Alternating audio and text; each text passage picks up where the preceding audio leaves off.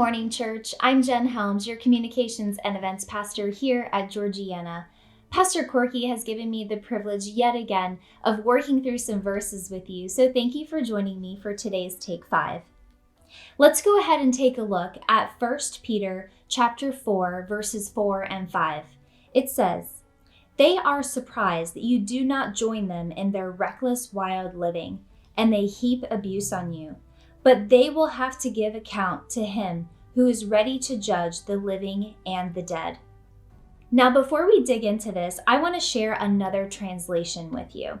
The New Living Translation of the Bible translates verses 4 and 5 as, "Of course, your former friends are surprised when you no longer plunge into the flood of wild and destructive things they do.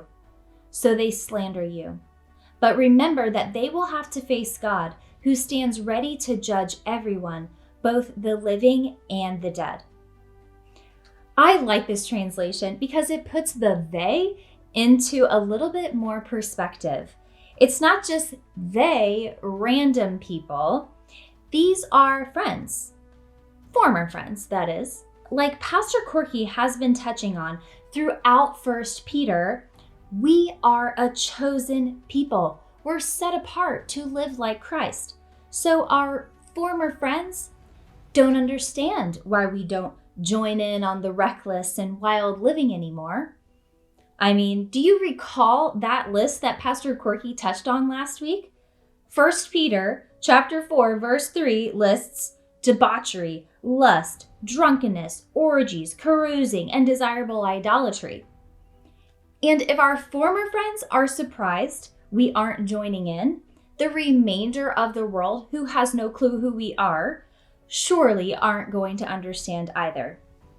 And we may receive even harsher abuse or slander from them.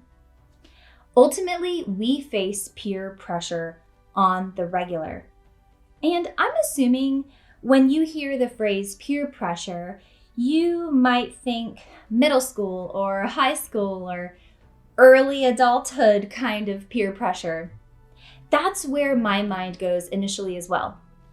So I started doing some digging on peer pressure, and I found a study done out of the University of Texas at Dallas, where they determined that peer pressure susceptibly lasts well into adulthood. You see, in this study, Dr. Kendra Seaman and her team, they dug into some of the more unexplored facets of peer pressure, rather than those that are typically researched of adolescent peer pressure, which tend to focus more on riskier behaviors such as binge drinking and unprotected sex. This particular study focused on those facets of peer pressure that are more common in mid and late adulthood, such as having a glass of wine or checking your social media. Turns out, peer pressure doesn't go away when we become adults. It merely shifts. Our desires and urges change as we age. They don't disappear. So, after digging into some of these studies on peer pressure, I turned to the Bible to see what it had to say about peer pressure. And turns out the Bible has a lot to say about peer pressure. Romans 12:2 says, "Do not conform to the pattern of this world, but be transformed by the renewing of your mind."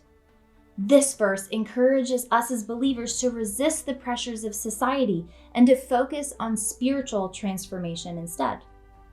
Proverbs 1:10 says, "My son, if sinful men entice you, do not give in to them." This verse highlights the importance of saying no to those that are trying to lead us astray. Galatians 1:10 says, "Am I now trying to win the approval of human beings or of God? Or am I trying to please people? If I were still trying to please people, I would not be a servant of Christ." This verse reminds us that we play to an audience of one only. 1 Corinthians 15:33 says, "Do not be misled.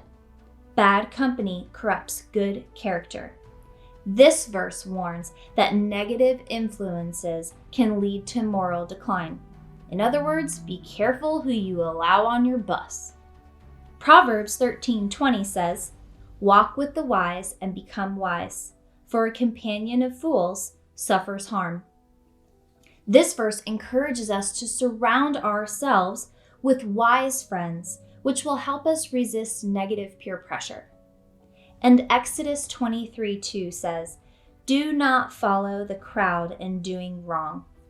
This verse emphasizes the need to resist the temptation to conform to the majority when it leads to wrongdoing. So, church, this week, let's take our instruction from God's word and resist that negative peer pressure that we all face, because at the end of the day, He is the judge. Have a great week, church.